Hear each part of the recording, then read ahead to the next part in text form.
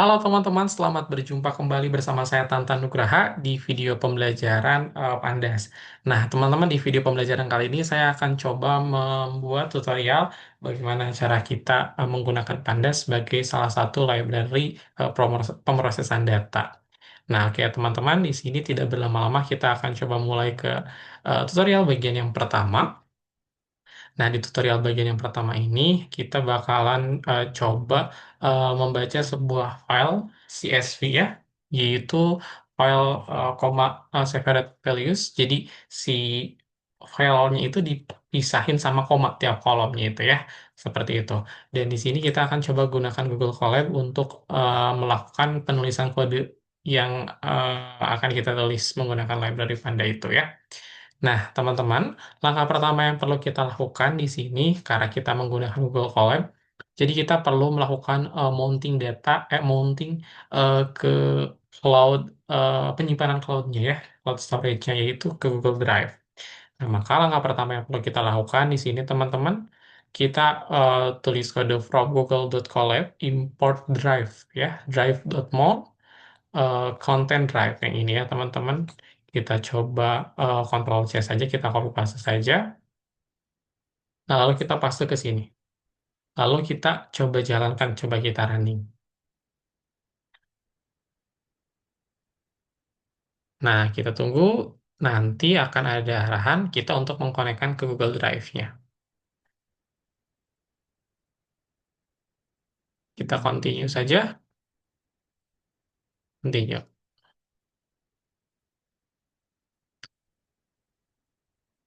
Oke, kita tunggu sampai berhasil, baru nanti kita akan coba mulai. Di sini kita sudah bisa mencoba menggunakan nanti file yang kita upload ke Google Drive-nya itu ya, file apa CSV-nya, dan nanti kita bisa olah atau proses di Google Colab ini menggunakan library Pandas. Oke, kita coba baca untuk langkah-langkahnya ya teman-teman.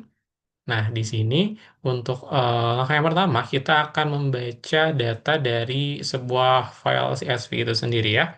Di sini kita bakalan pakai fungsi namanya yaitu read CSV function, di mana ini tuh kan file CSV ya, di mana setiap kolomnya itu dia dipisahin sama koma gitu ya. Nah, untuk file yang akan kita gunakan, kita bakalan pakai file terkait data pengguna sepeda ya di Perancis gitu ya pada tahun 2012. Ini adalah filenya ya teman-teman, bikes.csv. Kita bisa klik aja karena ini apa sih hyperlink ya teman-teman. Nah, kita klik nanti akan terdownload. Setelah terdownload, kita buka Google Drive milik kita, lalu kita pergi ke My Drive. Nah, di My Drive nanti akan otomatis ada folder Collab Notebooks-nya. Nah, nanti di sini teman-teman tinggal klik new, lalu upload file upload saja ya, seperti itu. Nanti akan seperti ini. Bikes.csv. Nah, setelah itu, setelah kita upload, langkah berikutnya yang perlu kita lakukan yaitu di sini kita baca lagi dulu ya tutorialnya. Nah, untuk kita bisa apa namanya membaca data dari sebuah file CSV, kita gunakan apa namanya kata kunci import pandas SPD. Ini kita supaya mempersingkat apa penulisannya ya. Kita buat kode baru di sini import pandas SPD kayak gini ya. Lalu berikutnya setelah itu, oke kita coba split dulu layarnya jadi dua ya teman-teman biar lebih enak. Nah, kita coba split ini untuk Google Colab-nya. Oke, saya ganti juga share screen-nya supaya dapat terlihat. Nah, saya gunakan entire screen. Nah, setelah kita import pandas SPD-nya ini, lalu di sini teman-teman kita enter, di bagian bawah kita bikin variabel baru. Di sini variabelnya dia fungsinya buat memilih si file CSV di folder itu di folder mana gitu ya. Nah, di sini kita bikin variabel broken df sama dengan pd dot kita gunakan functionnya read underscore csv kayak gini ya. Lalu kita masukkan apanya dulu nih sebelum nama filenya. Kita masukkan terlebih dahulu urutan foldernya ya. Mulai dari konten, lalu berikutnya setelah konten itu drive. Nah, kita bisa lihat di sini teman-teman untuk urutan foldernya. Wait. Nah, di drive ini, nah habis ke drive, kita ke My Drive ternyata teman-teman. Baru ke Google Colab ya. Dari drive, lalu ke My Drive. Berikutnya setelah ke My Drive, ke Colab Notebooks ya. Notebook. Colab Notebooks. Nah, lalu slash, terakhir nama filenya yaitu bikes.csv. Kayak gini ya. Nah, kalau udah kayak gini, kita lanjut ke baris berikutnya. Kita udah apa namanya eh, mencoba membaca datanya menjadi sebuah variabel yaitu broken underscore df ini. Nah sekarang kita mau ngeprintnya berapa apa ya? Mau kita tampilin berapa banyak data yang kita mau tampilin. Di sini kita pakai komen menampilkan data, menampilkan data berapa menampilkan data coba kita pakai 5 baris aja ya. Nah, kita akan menampilkan data 5 baris, berarti kita akan gunakan variabelnya yaitu broken underscore df. Nah, kita coba slice aja ya. Karena kita cuma nampil 5 baris, berarti start-nya kita pakai titik 2, stopnya kita tambahkan 5 di sini ya. Berarti kita di sini hanya nampilkan data 5 baris. Kita coba run. Oke, di sini ada kesalahan, teman-teman. Ada kesalahan. Oke, kita baca dulu. Content drive, my drive, collab notebooks. Oke, apakah ada kesalahan? Collab notebooks sudah betul. Bikes.csv, pakai S nggak? Oke, kita lihat dulu. Content, drive, my drive, betul. Kira-kira apa nih kesalahannya?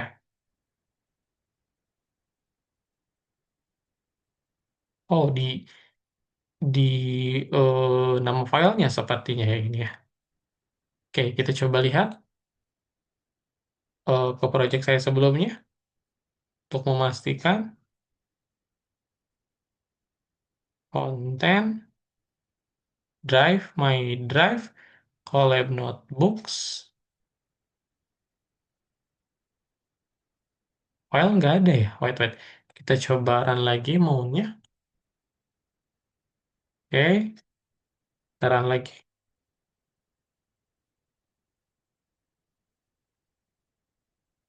Katanya nggak ada direktorinya ya. Oke, kita coba hapus. Ah, ini nih kayaknya lebih deh. Oh,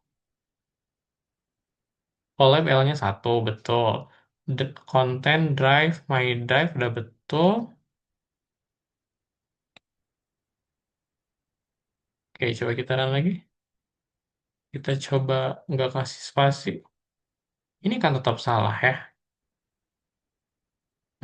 Kayak sepertinya.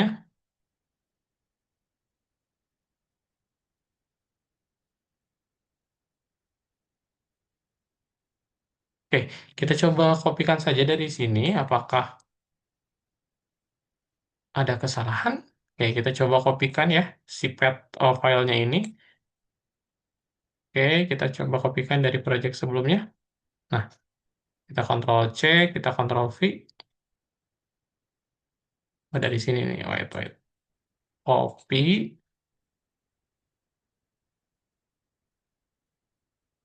nah Ctrl V. Oke.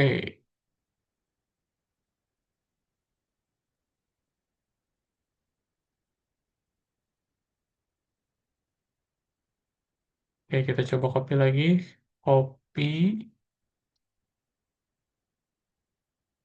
Nggak ada paste ya, nggak ada pilihan paste ya. Wait.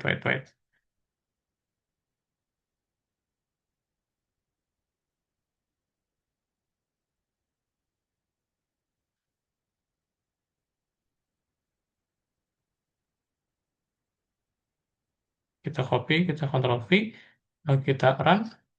Nah, teman-teman di sini sudah bisa ya konten. Oh, oke, tadi salahnya saya baru tahu.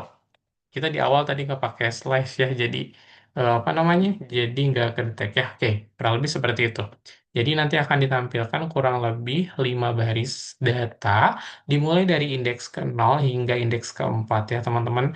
Dan untuk kolom-kolom berikutnya ini akan dipisahkan dengan tanda koma sesuai dengan namanya CSV itu.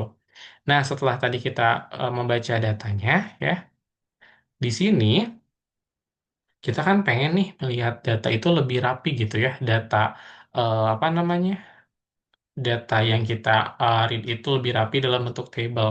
Kita bisa untuk merapihkannya dengan cara bagaimana? Caranya kita tinggal apa? Atur proses encodingnya, parsing datanya, dan indeks kolomnya ya, seperti itu.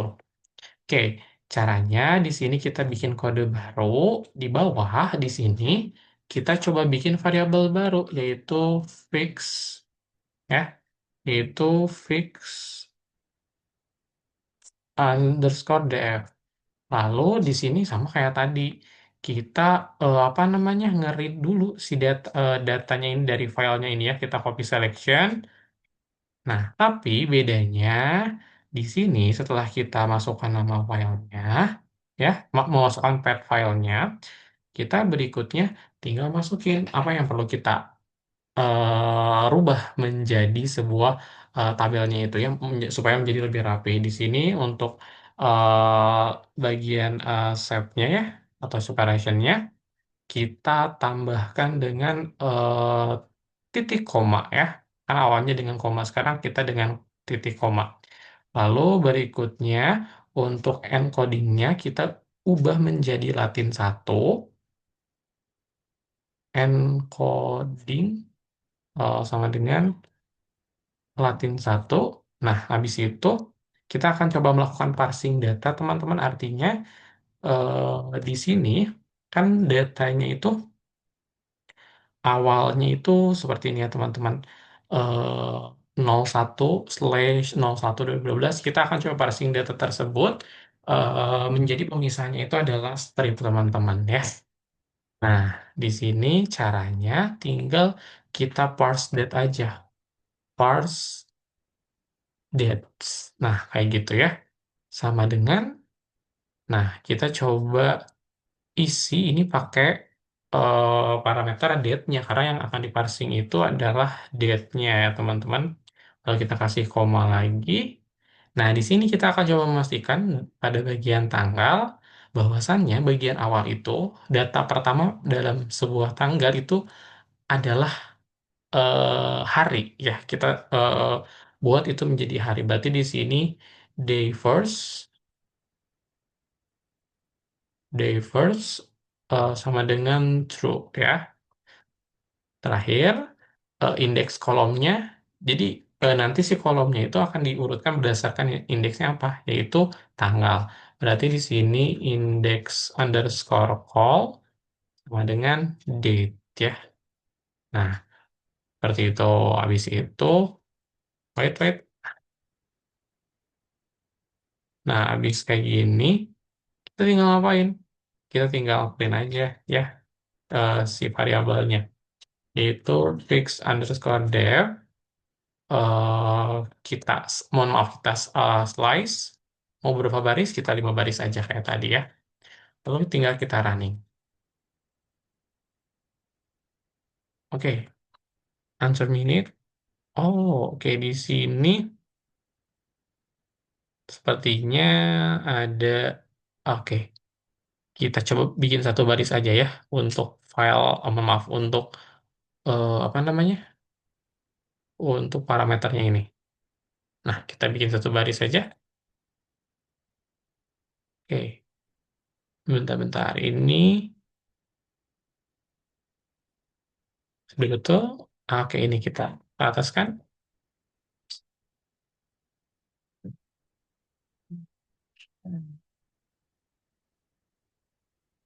Nah, call-nya kecil ya ini. karena dalam tabelnya ini juga kecil. Nah, kurang lebih nanti tabelnya akan jadi seperti ini, teman-teman ya. Gitu.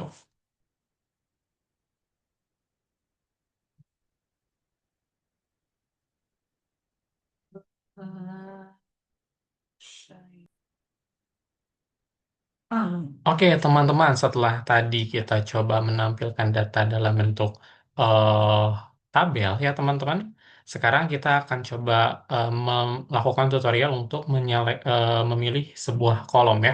Caranya gimana sih untuk kita menampilkan sebuah kolom saja dari kumpulan dictionary ya. Kita jadi ambil elemen satu buah kolom saja.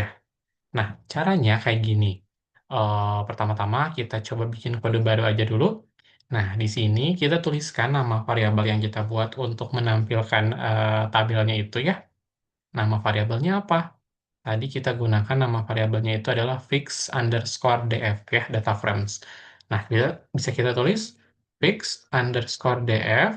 Nah, habis itu kita eh, pakai apa namanya square bracket, lalu kita masukkan nama kolomnya apa gitu ya. Misalkan kita pak, mau nampilin nama kolom, em, kita mau nampilin data dengan nama kolom berry one ini ya, berry satu ini.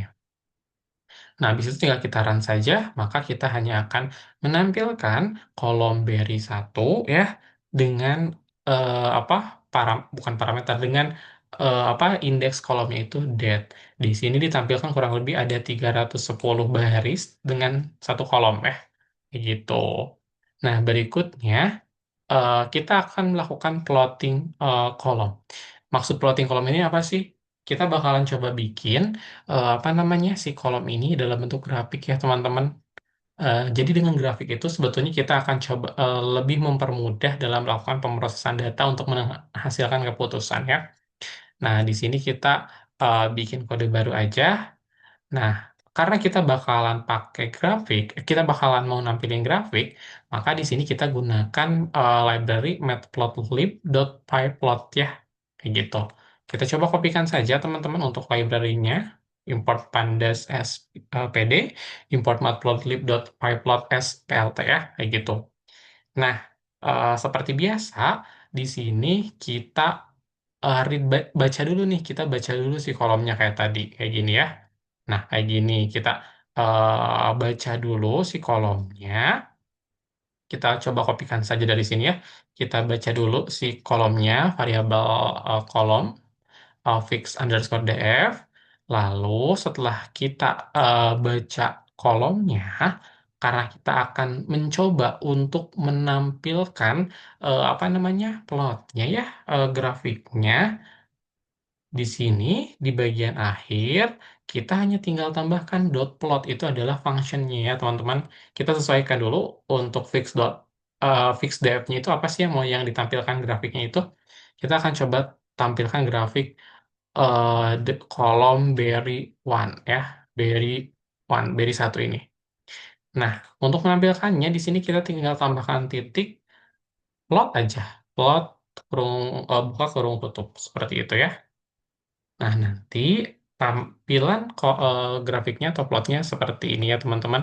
Kita bisa lihat bahwasannya di bulan Januari, Februari, Maret itu sedikit ya penggunaan sepeda itu. Sementara dari April ke November cenderung bertambah, menurunnya pun sedikit tidak terlalu banyak. Kayak gitu ya untuk kita mencoba menampilkannya.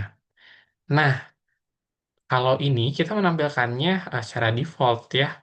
Nah, kita bisa atur ukuran si gambar si apa ya, si grafiknya itu.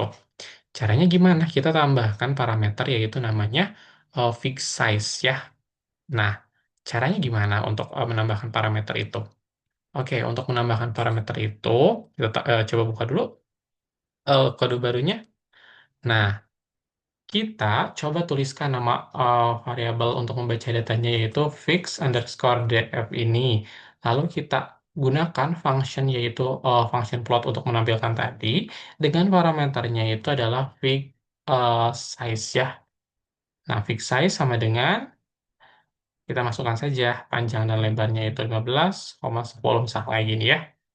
Nah, jangan lupa di bawah karena kita baru memanggil saja si data dan beserta ukurannya, kita gunakan library matplotlib SPLT ini untuk menampilkannya, ya, menggunakan function show kayak gini.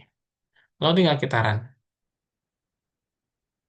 Kan nanti akan muncul datanya seperti ini, teman-teman. Ini adalah data untuk keseluruhan apa ya? Keseluruhan tabel yang kolom yang ada pada tabel ya, teman-teman. Lebih jadi seperti ini. Nah, di sini kalau kita mau mengampilkan datanya secara keseluruhan, kalau tadi kan ini secara keseluruhan untuk data tiap kolomnya pada sebuah tabel. Sekarang kita mau nampilin datanya secara keseluruhan, secara langsung gitu ya. Nah, kita bisa gunakan saja function yang tadi kita, kode yang tadi kita buat ya. Tentunya sama. Kita Ctrl V saja, lalu kita run. Oke, di sini ada kesalahan pada pemanggilan path-nya ya, teman-teman. Kita coba kontrol klik kanan, copy selection. Nah, lalu kita ke sini, pastunya oke nggak ada pastu ya di sini. Oke, kita hapus dulu aja. Nah, kayak gini. Lalu kita run, maka ini akan menampilkan data seluruh pemakaian sepeda ya teman-teman dari mulai bulan Januari hingga bulan November. Oke teman-teman, untuk video tutorial Pandas yang pertamanya cukup sekian dari saya. Mohon maaf apabila banyak kekurangan. Sampai jumpa kembali teman-teman di video pembelajaran